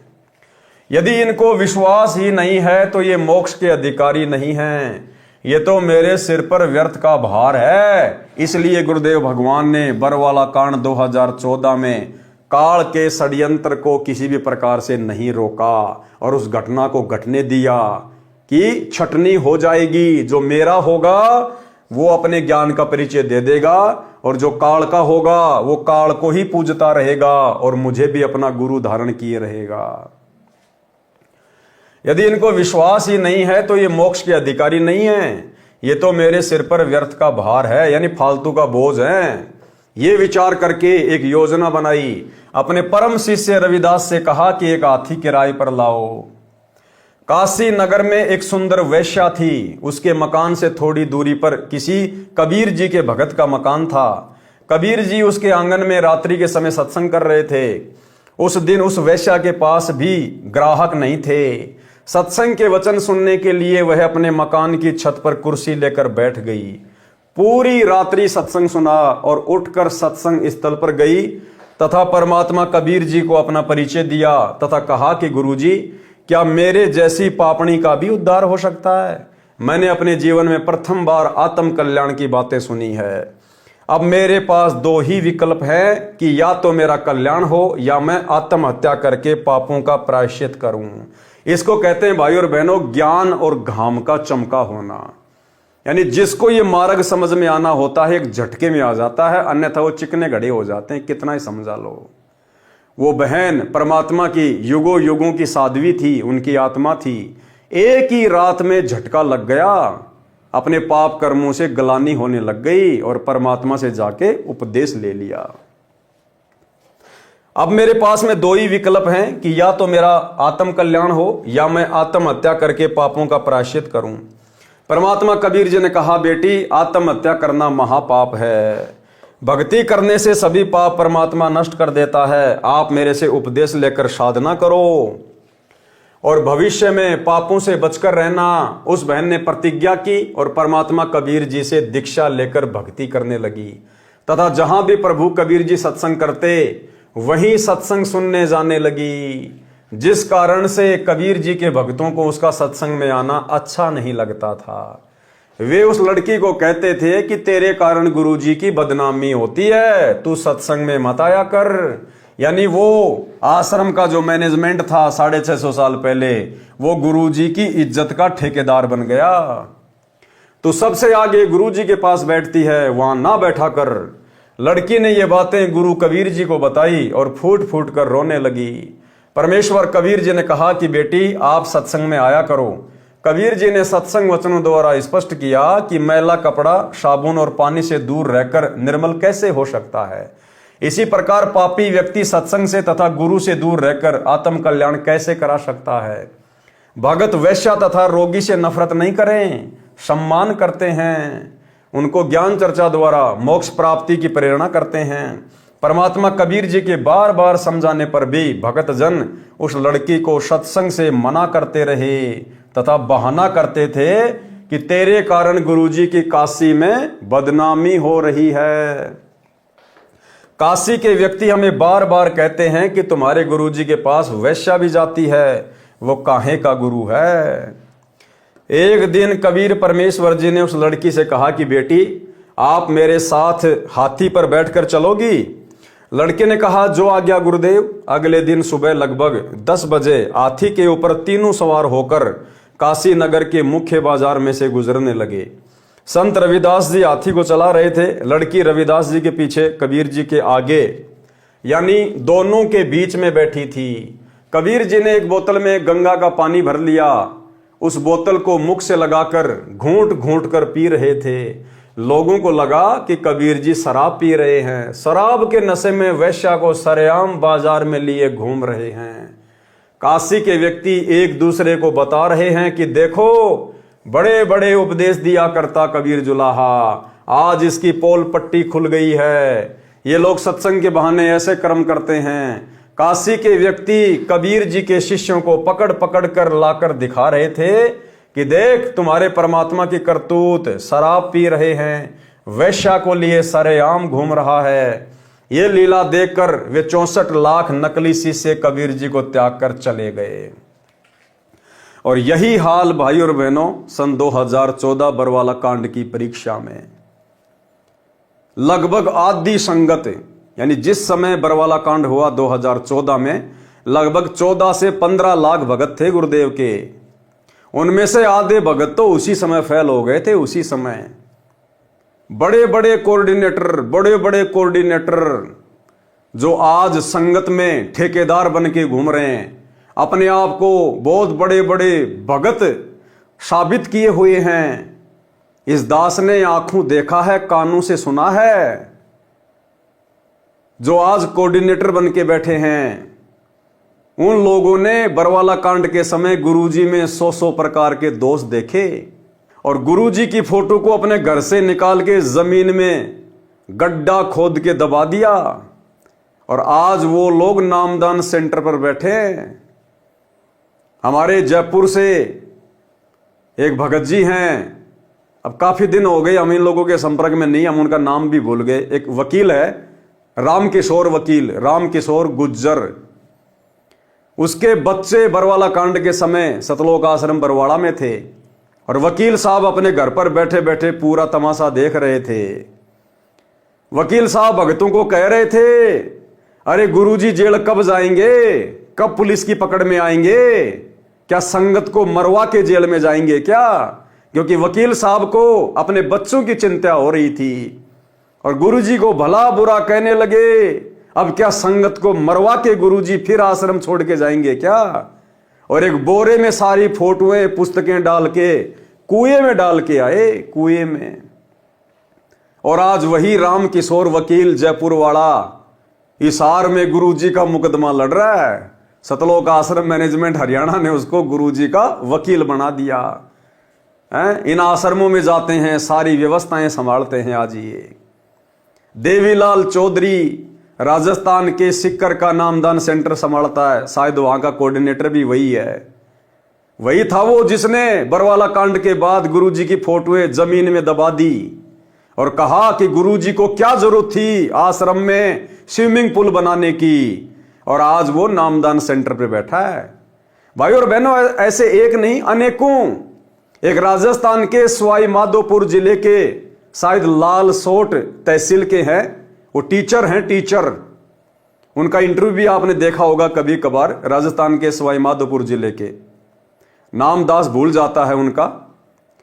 उसने बरवाला कांड के बाद अपने पहले वाले गुरु की शरण ग्रहण कर ली थी, जाके उसको दंडवत किया, माफी मांगी कि मेरे से गलती हो गई गुरुजी, जो मैं आपको छोड़कर संत रामपाल जी के पास चला गया था। उसके पहले वाले गुरुजी ने कहा कि बेटा मैंने तो तेरे को पहले कहा था कि वो पाखंडी है, ड्रामेबाज है। आज वही व्यक्ति राजस्थान के सवाई माधोपुर जिले के और उस तहसील का आज वो कोऑर्डिनेटर है, कोऑर्डिनेटर। तो भाई और बहनों, ऐसे ऐसे महापुरुष आज इस संगत को सतलोक के दर्शन करवा रहे हैं। ये है सतलोक आश्रम मैनेजमेंट हरियाणा का हाल। ये तो मेरे आसपास के लोग हैं इसलिए मुझे जानकारी है। बाकी आदि संगत बरवाला कांड के समय परमात्मा में दोष देख के दूर हो चुकी थी। आप भले वापस जुड़ के अपनी भक्ति कर रहे हैं टूटी फूटी, लेकिन आधे भक्तों के मन में दोष पैदा हो चुका था, आधे भक्तों के मन में। वैश्या को लिए सरेआम घूम रहा है, ये लीला देखकर वे 64 लाख नकली शिष्य कबीर जी को त्याग कर चले गए। पहले वाली साधना करने लगे, लोक लाज में फंसकर गुरु विमुख हो गए। परमात्मा कबीर जी विशेषकर ऐसी लीला उस समय किया करते जिस समय दिल्ली का सम्राट सिकंदर लोदी काशी नगरी में आया हो। उस समय सिकंदर लोदी राजा काशी में उपस्थित था। काजी पंडितों ने राजा को शिकायत कर दी कि यदि जुलाहे ने जुल्म कर दिया, काजी पंडितों ने राजा को शिकायत कर दी कि कबीर जुलाहे ने जुल्म कर दिया। शर्म लाज समाप्त करके सरेआम वैश्या के साथ हाथी के ऊपर गलत कार्य कर रहा था, शराब पी रहा है। राजा ने तुरंत पकड़कर गंगा में डुबोकर मारने का आदेश दिया। अब देखो, ऐसे थे हम भगत 650 साल पहले। राजा सिकंदर लोदी ने परमात्मा से उपदेश ले रखा था, अनेकों चमत्कार देख रखे थे, और फिर भी जनता के दबाव में आकर कहा कि उसको पकड़ो और गंगा जी में डुबो दो, आदेश दे दिया। अपने हाथों से राजा सिकंदर ने कबीर परमेश्वर जी के हाथों में हथकड़ी तथा पैरों में बेड़ी तथा गले में तोक लगाई। नौका में बैठाकर गंगा दरिया के मध्य में ले जाकर दरिया में सिपाहियों ने पटक दिया। हथकड़ी, बेड़ी तथा तोक अपने आप टूटकर जल में गिर गई। परमात्मा जल पर पद्म आसन लगाकर बैठ गए। नीचे से गंगा जल चक्कर काटता हुआ बह रहा था। परमात्मा जल के ऊपर आराम से बैठे थे। कुछ समय उपरांत परमात्मा कबीर जी गंगा के किनारे आ गए। सिपाहियों ने शेख तकी के आदेश से कबीर जी को पकड़कर नौका में बैठाकर कबीर परमात्मा के पैरों तथा कमर पर भारी पत्थर बांधकर हाथ पीछे को रस्सी से बांधकर गंगा दरिया के बीच में फेंक दिया। रस्से टूट गए, पत्थर जल में डूब गए। परमेश्वर कबीर जी जल के ऊपर बैठे रह गए। जब देखा कि कबीर गंगा दरिया में डूबा नहीं, तो क्रोधित होकर शेख तकी के कहने से राजा ने तोप के गोले मारने का आदेश दे दिया। पहले कबीर जी को पत्थर मारे, गोली मारी, तीर मारे, अंत में तोप के गोले 4 पहर यानी 12 घंटे तक कबीर जी के ऊपर मारे। अब बताओ भाई और बहनों, आज हम कैंसर के रोगी नहीं होंगे तो क्या होगा? आज हम भयंकर तरीके से भूत प्रेतों से पीड़ित नहीं होंगे तो क्या होगा? अब जो भयंकर रोगी जो परमात्मा की शरण में आते हैं, भक्ति करते करते भी जिनको इतनी जल्दी लाभ नहीं मिलता, वे वही दुष्ट आत्माएं हैं जिन्होंने 650 साल पहले अपने पिता के साथ में इस प्रकार से बदसलूकियां की थी। कोई तो वही किनारे पर गिर जाता, कोई दूसरे किनारे पर जाकर गिरता, कोई दूर तालाब में जाकर गिरता। एक भी गोला, पत्थर, बंदूक की गोली या तीर परमेश्वर कबीर जी के आसपास भी नहीं गया। इतना कुछ देखकर भी काशी के व्यक्ति परमेश्वर को नहीं पहचान पाए।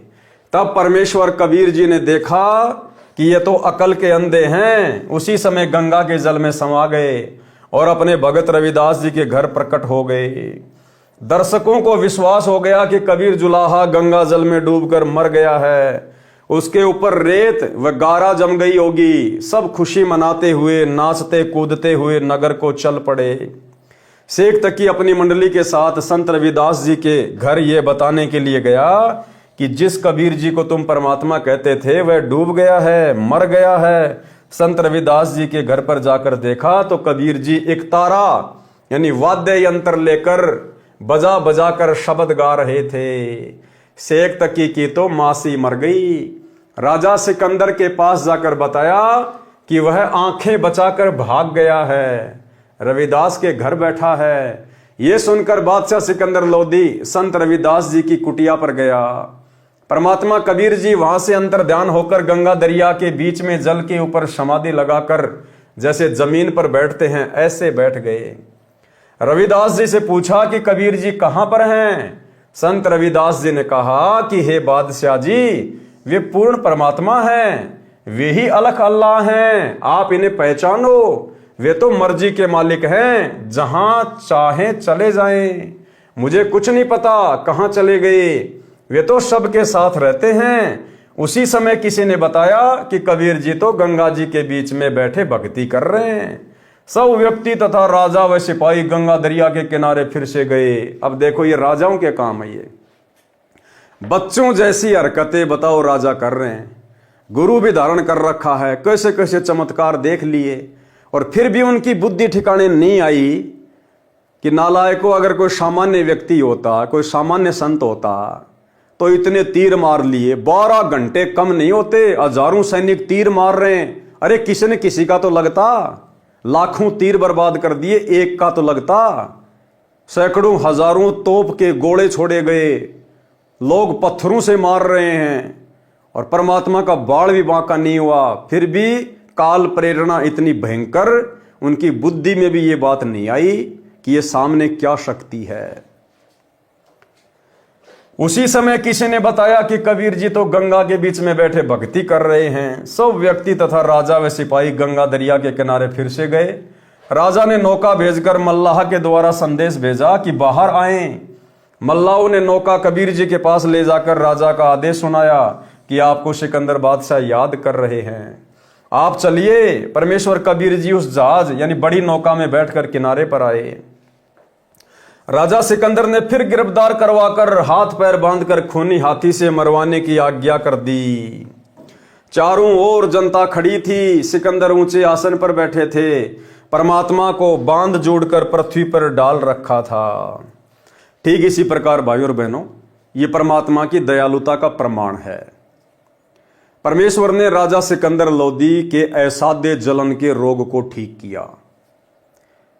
परमात्मा चाहते तो उसका रोग वापस वैसा ही कर सकते थे। उसकी बुद्धि 2 मिनट में ठिकाने आ जाती, 2 मिनट में।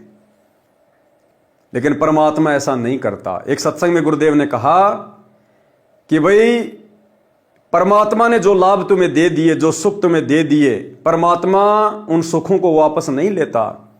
लेकिन भैया जैसे तुम्हारे कर्म जो तुम कर रहे हो, इनका फल तो फिर तुम्हें कभी न कभी किसी न किसी जन्म में भोगना पड़ेगा। तो इसी प्रकार भाई और बहनों, परमात्मा ने अपनी जिन जिन आत्माओं को शुरुआत में भक्ति मार्ग पर लगाने के लिए अपने कोटे से, अपनी तरफ से सौ सुख दिए, और वे आत्माएं गुरुदेव से जुड़ी रही, लेकिन ज्ञान को आधार बनाए नहीं, आगे चलकर बकवादे करने लग गए, मर्यादा तोड़ने लग गए।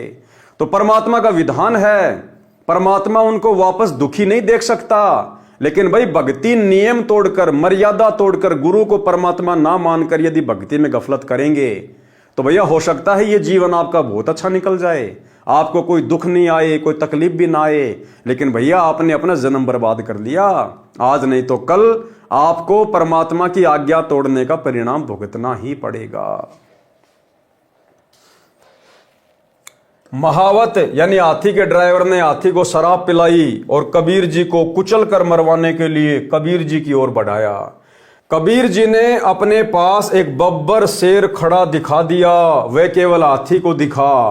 हाथी चिंगाड़ कर डर के मारे वापस भाग गया। महावत को नौकरी का भय सताने लगा। हाथी को भाले मार मार कर कबीर जी की ओर ले जाने लगा, परंतु हाथी उल्टा भागे। तब पीलवान यानी महावत को भी शेर खड़ा दिखाई दिया, तो डर के मारे उसके हाथ से अंकुश गिर गया। हाथी भाग गया। परमेश्वर कबीर जी के बंधन टूट गए। कबीर जी खड़े हुए तथा अंगड़ाई ली तो लंबे बढ़ गए।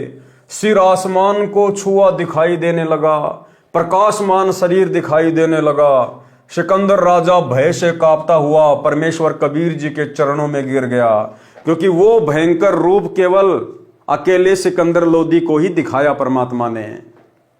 क्षमा याचना की तथा कहा कि आप परमेश्वर हैं, मेरी जान बख्शो, मेरे से भारी भूल हुई है, मैं अब आपको पहचान गया हूं, आप स्वयं अल्लाह पृथ्वी पर आए हैं। परमात्मा कबीर जी सीधे उसी गणिका के घर गए, आंगन में चारपाई पर बैठ गए। लड़की परमात्मा के चरण दबाने लगी। सतगुरु का पैर अपनी साथड़ यानी टांग पर रखा था। उसी समय अर्जुन तथा सरजुन नाम के दो शिष्य कबीर जी के आए। उनको अन्य मूर्ख शिष्यों ने बताया कि सतगुरु कबीर जी ने तो बेशरम काम कर दिया, शराब पीने लग गए हैं, वैश्या को लेकर सरेआम हाथी पर बैठा कर नगर में उत्पात मचाया है, हम तो मुंह दिखाने योग्य नहीं छोड़े। अर्जुन तथा सरजुन के गले उनकी ये बकवाद नहीं उतर रही थी, परंतु अनेकों गुरु भाई बहनों के द्वारा सुनकर उनके मन में भी दोष आ गया। ये गलतियां भाई और बहनों वर्तमान में आप और हमने अपने अंदर नहीं होने देनी है। अरे भाई बहन तो क्या, यदि हम अपनी आंखों से भी देख लें, यदि सतगुरुदेव भगवान हमारी परीक्षा लेने के लिए इस प्रकार की घटना को अंजाम दे दें, तो भाई और बहनों हमने आंखों देख कर भी विश्वास करना तो बहुत दूर की बात है, अपने मन में भी दोष पैदा नहीं करना कि हमारे गुरुदेव भगवान इस प्रकार का कुकर्म करने की सोच भी सकते हैं। ये शब्द स्वरूपी राम हैं, सभी आत्माओं के पिता हैं, सबके बाप हैं, हम सब इनके बेटा बेटी हैं। जो भी लीला परमेश्वर के द्वारा घटित की जाएगी वो हमारी परीक्षा के लिए होगी, परीक्षा के लिए। संत गरीबदास जी के सदग्रंथ के सरबंगी साक्षी के अंग में अर्जुन सरजुन के विषय में वाणी लिखी है, जो इस प्रकार है। सरबंग साक्षी के अंग की वाणी नंबर 112-115। गरीब सर्जन को सतगुरु मिले, मक्के मदीने माही, 64 लाख का मेल था, 2 बिन सब ही जाही। गरीब चंडाली के चौक में सतगुरु बैठे जाए, 64 लाख गारत गए, 2 रहे सतगुरु पाए। गरीब सुरजन अर्जुन ठाहरे, सतगुरु की प्रतीत, सतगुरु याना बैठियो, यो द्वारा है नीच। गरीब ऊंच नीच में हम रहे, हाड़ चाम की देह, अर्जुन सरजुन समझियो, रखियो शब्द सने। सरलार्थ, अर्जुन तथा सरजुन 2 मुसलमान धर्म के मानने वाले थे। अपने धर्म की परंपरा का निर्वाह करने मक्का मदीना की मस्जिद में गए हुए थे। वहां परमात्मा कबीर जी उनको जिंदा बाबा के वेश में मिले थे, ज्ञान चर्चा करके सत्य मार्ग बताया था। वे कबीर परमात्मा के शिष्य बन गए थे। सतगुरु के आदेश अनुसार वे फिर भी मक्का मदीना या अन्य मुसलमान धर्म के धार्मिक कार्यक्रमों में जाकर भूलों को राह बताकर कबीर परमेश्वर जी से दीक्षा दिलाया करते थे। उस दिन वे बाहर से आए थे। जब सतगुरु कबीर जी को बदनाम वेश्या के घर देखा तथा लड़की की सांथड़ों पर पैर रखे आंखों देखा तथा गलती कर गए। बोले कि हे सतगुरु, आप यहां ना बैठो, ये तो नीच बदनाम औरत का घर है। अपने गुरुदेव भगवान को शिक्षा दे डाली। कबीर परमात्मा ने कहा कि हे अर्जुन तथा सरजुन, मैं ऊंच नीच में सब स्थानों पर रहता हूं। गरीब ऊंच नीच में हम रहें, हाड़ चाम की दे। अर्जुन सरजुन समझियो, रखियो शब्द स्नेह। मैं ऊंच नीच में सब स्थानों पर रहता हूं। ये तो हाड़ चाम का शरीर इस लड़की का है, मेरे लिए तो मिट्टी है। हे अर्जुन तथा सरजुन, समझो, आपको जो दीक्षा नाम जाप दे रखी है उसका जाप करो। पहले तो तुम परमात्मा कहते थे, आज मुझे शिक्षा दे रहे हो। तुम तो मेरे गुरु बन गए। मोक्ष तो शिष्य बने रहने से होता है। और ठीक इसी प्रकार की अनेकों शिक्षाएं सतगुरु रामपाल जी परमेश्वर जी को बरवाला कांड के समय उनके परिवार के द्वारा, कोऑर्डिनेटरों के द्वारा, आश्रम संचालकों के द्वारा दी गई थी बिना तोल। अब आपके मन में कबीर जी के प्रति दोष आ गया है। कल्याण असंभव है। दोनों परमात्मा के लिए घर त्याग कर बचपन से लगे थे। उनको एहसास हुआ कि बड़ी गलती बन गई, तुरंत चरणों में गिर गए। इस जन्म में मोक्ष की याचना की। परमात्मा ने कहा कि अब आपका कल्याण मेरे इस रूप से नहीं होगा। आपके मन में दोष आया है। उन्होंने चरण नहीं छोड़े, रो रो कर याचना करते रहे। तब आशीर्वाद दिया कि तुम्हारा सतगुरु दिल्ली से 30 मील पश्चिम में एक छोटे से गांव में मेरा भगत जन्मेगा। तब तक तुम इसी शरीर में जीवित रहोगे। मैं तुम्हें शौपन में सब मार्गदर्शन करता रहूंगा। मैं तुम्हें शौपन में सब मार्गदर्शन करता रहूंगा। आजकल वर्तमान में कबीर परमात्मा अपनी कुछ विशेष अच्छी आत्माओं को अपनी बाकी संगत तक संदेशा पहुंचाने के लिए निमित्त बना रहे हैं। परमात्मा शौपन के माध्यम से भी दर्शन देते हैं, साक्षात भी परमात्मा प्रकट होकर दर्शन देते हैं। जिस प्रकार जूली बहन को परमात्मा खुली आंखों से सब कुछ दिखाते हैं, तो भाई बहनों को अविश्वास नहीं होना चाहिए। यदि आपको उन संदेशों में कोई बात ऐसी लगती है जो ज्ञान आधार से मेल नहीं खाती है, केवल उन बातों को छोड़ दीजिए। बाकी बातों को जो ज्ञान आधार के अनुसार हैं उनको स्वीकार करना चाहिए। क्योंकि परमात्मा ने खुद कहा था अर्जुन सरजुन को कि जब मैं आ जाऊंगा उस समय तुम्हें शौपन के माध्यम से सूचित करूंगा। शौपन के माध्यम से मैं तुम्हें शौपन में सब मार्गदर्शन करता रहूंगा। उस मेरे भगत को मैं मिलूंगा, उससे दीक्षा अधिकार दूंगा, तुम उससे दीक्षा लेकर भक्ति करना। संत गरीबदास जी जब 10 वर्ष के हुए तब कबीर जी उनको मिले थे, सतलोक दिखाया, वापस छोड़ा। तब शौपन में अर्जुन सरजुन को बताया, गांव व नाम, पिता का नाम सब बताया। उस समय अर्जुन सरजुन हरियाणा प्रांत के गांव हुमायूंपुर में एक किसान के घर पर रहते थे। आयु लगभग 225 वर्ष की थी। दोनों को एक जैसा शौपन आया। सुबह एक दूसरे को बताया। किसान सेवक से पूछा कि यहाँ कोई छुड़ानी गांव है? किसान ने बताया कि है। उन्होंने कहा कि आपने इतनी सेवा की है, आपका एहसान कभी नहीं भूल पाएंगे। अर्जुन सरजुन ने उस सेवक से क्या कहा कि आपने हमारी इतनी सेवा की है, आपका एहसान कभी नहीं भूल पाएंगे। इस प्रकार के शब्द वर्तमान में आप और हम भगत भाई बहनों ने अपने मुख से नहीं निकालने हैं। चाहे कोई आपका कितना ही भला कर दे, कितनी मदद कर दे, आपने अपनी जुबान से उसके लिए ये शब्द नहीं निकालने कि मैं इस जन्म में आपका एहसान नहीं भूल पाऊंगा या मैं कभी भी आपका एहसान नहीं भूल पाऊंगा। अरे भैया, फिर सतलोक कैसे जाओगे? यहां तो सारे एहसान बुलाकर, सारे ऋण वगैरह मिटाकर ही तो सतलोक जाएंगे। तो इस प्रकार के शब्द किसी को बोलकर हमने यहां पर बंधन में बंधना नहीं है। ये सारे एहसान परमात्मा की भक्ति से ऑटोमेटिक कट जाएंगे। हमने अपनी जुबान से नहीं कहना कि मैं आपका ऋण नहीं उतार पाऊंगा, मैं आपका एहसान मंद रहूंगा आजीवन। अरे अगर एहसान मंद रहेगा तो भैया फिर तू सतलोक कैसे जाएगा? जब तू एहसान से फ्री नहीं होगा तो सतलोक कैसे जाएगा? तो हमने इस प्रकार के शब्दों का प्रयोग नहीं करना जो हमें यहीं पर काल के जाल में बांध कर रखें। हम जो भक्ति कर रहे हैं भाई और बहनों, इस भक्ति से परमात्मा सबका ऋण उतरवा देगा, किसी का कोई एहसान हमारे ऊपर नहीं रहेगा। इसलिए हमने ऐसे शब्दों का प्रयोग काल प्रेरणा से नहीं करना है। आपका एहसान कभी नहीं भूल पाएंगे। कृपया करके हमें छुडानी गांव तक पहुंचा दो। किसान ने रेडू छोटी बैलगाड़ी में बैठाए तथा छुडानी ले गया। संत गरीबदास जी ने कहा कि आओ अर्जुन सर्जुन, मेरे को परमात्मा कबीर जी ने सब बता दिया है। गरीबदास जी के रूप में खुद ही कबीर परमात्मा थे, क्योंकि भाई और बहनों, आपने गुरुदेव के मुख कमल से एक शब्द सुना है कि सत कबीर दवारे थारे पर एक दास भिखारी आया है। इसमें एक जगह परमात्मा ने अर्जुन सर्जुन का जिक्र किया है कि अर्जुन सर्जुन ने पहचान लिया, छुडानी में दर्शन आन किया। एक बार आप जी ये छोटा सा शब्द सुन लीजिए। अर्जुन सर्जुन ने पिछान लिए, छुडानी में दर्शन आन किए।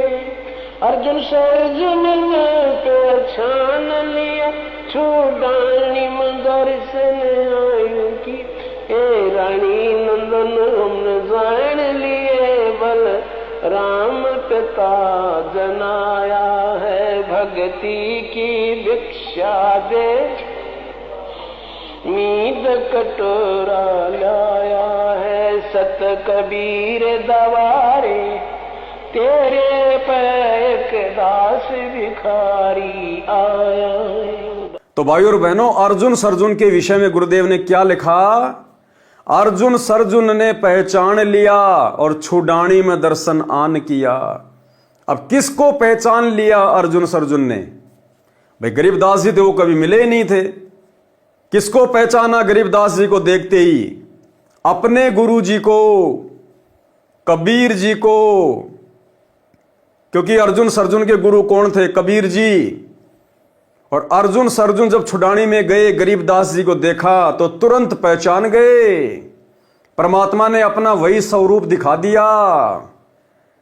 तो अर्जुन सर्जुन ने अपने गुरु जी को 250 साल बाद जब पुनः वे प्रकट हुए गरीबदास जी के रूप में, तुरंत उनको पहचान लिया, चरणों में गिर गए। आज आप और भगत भाई बहन अर्जुन सर्जुन के जितने भी बुद्धिमान नहीं है। अरे अर्जुन सर्जुन ने अपने कबीर भगवान को पहचान लिया गरीबदास जी के रूप में, लेकिन आज ये लाखों की संगत सतलोक आश्रमों से जुड़े हुए भाई बहन अपने उसी कबीर परमात्मा को सतगुरु रामपाल जी के रूप में नहीं पहचाना, नहीं पहचान रहे हैं। तो हमसे तो अर्जुन सर्जुन लाख गुना अच्छे, जिन्होंने अपने गुरुदेव को गरीबदास जी के रूप में पहचान लिया जब वे आए। लेकिन आज हम उसी कबीर परमात्मा को, जो हमारे गुरुदेव के रूप में सतगुरु रामपाल जी के रूप में धरती पर आए हुए हैं, प्रकट हैं, हम उनको नहीं पहचान पा रहे। तो भाई और बहनों, साध संगति से जुड़े हुए भाई बहनों का सौभाग्य, जिन्होंने अपने कबीर परमात्मा को वर्तमान में पुनः पहचान लिया है और पहचान कर उस नकली दाढ़ी मूंछ वाली कबीर जी की बनाई हुई फोटो को अपने घर से बाहर निकाल दिया है।